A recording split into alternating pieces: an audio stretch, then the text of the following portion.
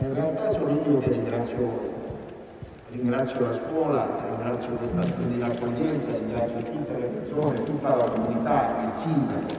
A noi delle nuove generazioni il compito è indobbare di essere promotori della legalità e sentinelle della memoria. Grazie a tutti.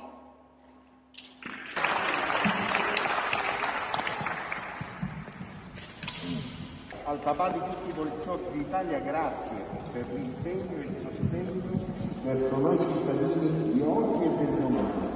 I bambini della classe prima A, istituto comprensivo statale SIN i settembre del 2021. E questo io me lo tengo e sarà veramente un bel ricordo che conserverò sempre negli anni.